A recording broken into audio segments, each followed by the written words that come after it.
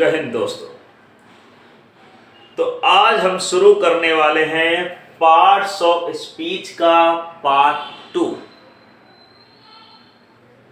To में सिर्फ देखो मैंने noun, pronoun, adjective, verb, adverb मैंने पार्ट फर्स्ट में डिस्कस कर दिया था।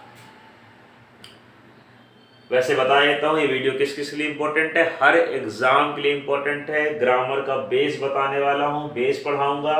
Foundation of the grammar we are going to cover, so that's why if you are at the basic level you can understand the basic foundation of the grammar.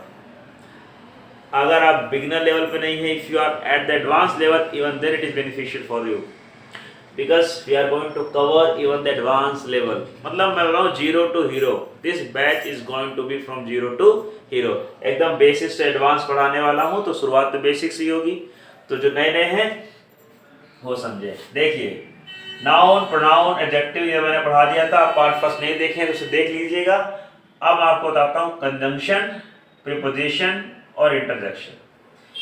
देखो conjunction क्या करता है ना, conjunction क्या है, एक बार से मान लो ये देखो कंजंक्शन जंक्शन है। एक बार से जंक्शन क्या होता है, वही होता है ना, कई सारी रेल आती है कहीं, यहाँ की जंक्शन क्या होता है, कई सारे सिटीज को जोड़ता है रेलवे लाइन के लिए।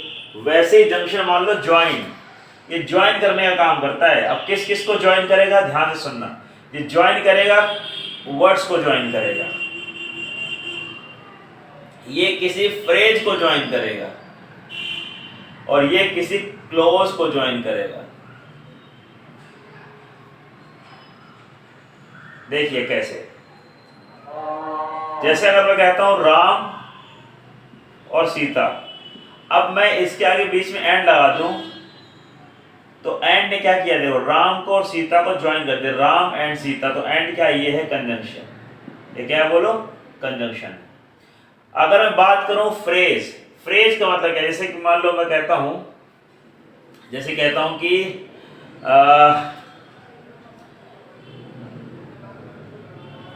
मान लो I will be at the ground और एट द ग्राउंड और at the home, at the house. ठीक है ना, ये इन द हाउस लिख लो, कोई दिक्कत नहीं, इन द हाउस है ना। इन द ग्राउंड भी लिख सकते, दोनों इससे फर्क नहीं पड़ता, जब इट और एट, इन और एट दोनों सही है। तो यहां देखो, यहां पे जो इन द ग्राउंड है, ग्राउंड में रहूंगा या तो मैं घर में रहूंगा, हाउस में रहूंगा। ठीक है ना। तो ये और ने क्या किया, और ने इसको और इससे ज्वाइन किया। अब ये जो है ना थ्री वर्ड्स का, इसे बोलते हैं फ्रेज। देखो फ्रेज क्या होता है, क्लोज क्या होता है, ये मैंने एक सेपरेट वीडियो बना रखा बहुत ही डिटेल में, फ्रेज एंड क्लोज। अगर आपको नहीं पता तो आप वहां देख लीजिएगा। फिर बता देता हूं, फ्रेज का मतलब होता है more than one word that gives incomplete sense, not complete sense. जैसे इन द ग्राउंड कुछ मीनिंग है ना ग्राउंड में, लेकिन कंप्लीट मीनिंग नहीं है। और ध्यान रखना, ये फ्रेज के अंदर कोई सब्जेक्ट और वर्ब का कोई पेयर नहीं होता। यहाँ देखो इन द ग्राउंड कोई सब्जेक्ट और मेन वर्ब नहीं है, इन द हाउस ये भी नहीं। तो इन द हाउस और इन द ग्राउंड, यहाँ पे इसने एक एक वर्ड को ज्वाइन किया था, यहाँ पे इसने एक एक वर्ड को ज्वाइन किया था, तो वर्ड्स को ज्वाइन किया। यहाँ पे इसने तीन वर्ड को ज्वाइन किया। देखो तीन वर्ड है ना, इसीलिए फ्रेज है। फ्रेज का मतलब होता है more than one word, group of words that gives incomplete sense, not complete sense. अगर group of words complete sense देने लग जाता है तो उसे क्या बोलते हैं, उसे हम सेंटेंस बोलते हैं। लेकिन इसलिए ये फ्रेज है क्योंकि इसका मीनिंग इनकम्प्लीट है। अब क्लोज क्या है, क्लोज देखो क्लोज कैसे ज्वाइन करेगा। जैसे मैं कहता हूं okay, he is poor, he is poor। अच्छा ये तो दो ही वर्ड को ज्वाइन करेगा, यहाँ पर मैं कुछ और लिख देता हूँ,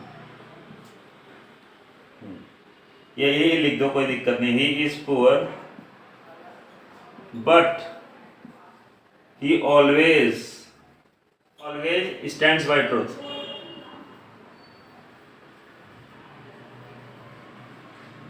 सेंटेंस लिख दे देखो कि वो गरीब है लेकिन हमेशा ना सबका साथ देता है वो। ये फिर ऐसे लिख सकते हैं, he is poor but he always shows honesty. मतलब कोई भी सेंटेंस लिख लो आप, but he always shows honesty. तो कहने का मतलब ये देखो, यहाँ पे ये देखो, ये ग्रुप ऑफ वर्ड्स है और एक यहाँ ग्रुप ऑफ वर्ड्स है, इसे बोलते हैं क्लोज। क्लोज के अंदर क्या होता है ना, वो एक्चुअली क्या होता है, क्लोज एक प्रकार सेंटेंस होता है, सेंटेंस का पार्ट होता है। यहाँ देखो, यहाँ पे ये कोई सेंटेंस, अगर इसको मैं निकाल के, वो ध्यान सुनना, सेंटेंस क्लोज पहचानने का तरीका, अगर इसको मैं निकाल के यहाँ बाहर रख दूं अलग से, तो ये कोई सेंटेंस थोड़ी बना लेगा, ना ये बना पाएगा ना ये बना पाएगा। लेकिन यहाँ देखो, अगर ही इज पुअर में इसे यहाँ फुल स्टॉप लगा दूं तो अपने आप में एक सेंटेंस है, लेकिन फुल स्टॉप नहीं लगा। वैसे यहाँ देखो, बट के आगे इतना लिखो तो ही always stands by the truth, ये फिर बोल सकते हैं ही ऑलवेज शोज ऑनेस्टी। तो अगर इतना आप लिखोगे ना वह अलग से, तो अपने आप में कंप्लीट सेंटेंस है। लेकिन ये से आप इसे, अब इसे मान लो फॉर एग्जांपल, जैसे अब इसे तुमसे पूछूंगा कि बताओ इसके अंदर कितने सेंटेंस है, तो अब ये मत बोलना कि इसके अंदर 2 सेंटेंस है। भाई सेंटेंस खत्म होता है फुल स्टॉप से, फुल स्टॉप यहाँ लगा हुआ है, एक ही सेंटेंस है। तो इस जो बट ने ज्वाइन किया है वो सेंटेंस को ज्वाइन नहीं किया है, तो क्लोज को ज्वाइन किया, क्लोज 1 और क्लोज 2। हालांकि अलग अलग लिखे होते तो अब इन्हें सेंटेंस ही बोलते हैं। जैसे यहाँ पे अलग अलग लिखे होते, बट हटा दो फुल स्टॉप लगा दो, तो ये 2 सेंटेंस ही बनेंगे। लेकिन जब इसने कंजंक्शन ने ज्वाइन कर दिया, तो अब इसे क्या बोलेंगे, इसे क्लोज को ज्वाइन कर रहा है। तो कुछ किताबें क्या लिखती हैं कि कंजंक्शन क्या करता है, वर्ड्स को ज्वाइन करता है, फ्रेज को ज्वाइन करता है और सेंटेंस को ज्वाइन करता है। बेसिकली वो सेंटेंस को ज्वाइन नहीं करता, क्योंकि जब ज्वाइन कर दिया तो सेंटेंस कहाँ बचा भाई।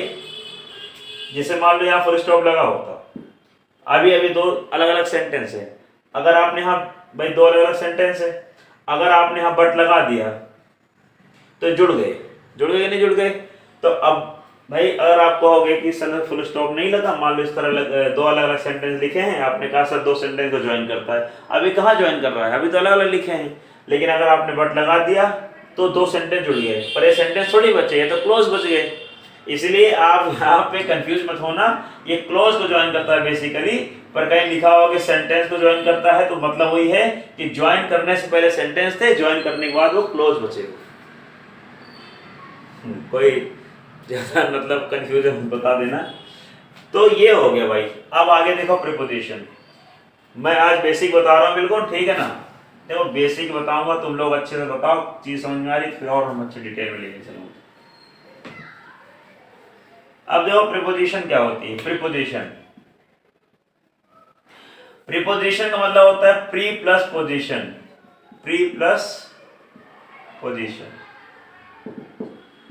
मतलब इसकी जो पोजीशन है ना वो प्री है, मतलब पहले है। किसके पहले है? तो प्रीपोजिशन क्या होता है, नाउन प्रोनाउन से पहले आता है। प्रीपोजिशन क्या होता है, नाउन प्रोनाउन से पहले आता है, और इस नाउन प्रोनाउन का रिलेशन अदर वर्ड से बताता है, अदर वर्ड्स के साथ इस्टेब्लिश करता है, अदर वर्ड्स के साथ इस्टेब्लिश करता है। तो कहने वाले से मान लिख देता हूं उसे, the cat is the table. बताओ क्या सेंटेंस सही है? The cat is the table बिल्कुल सही नहीं है, तो मीनिंग ही गलत है इसका। लेकिन अगर मैं इस टेबल के आगे ऑन लगा दूं, तो ऑन किसकी पहले आया? टेबल से पहले, और टेबल क्या है? नाउन है, तो प्रीपोजिशन किसके पहले आ गई? नाउन से पहले। अब इस टेबल का बाकी वर्ड्स से क्या संबंध है? भाई टेबल और बिल्ली में क्या रिलेशन है, ये प्रीपोजिशन ही क्लियर कर रहा है।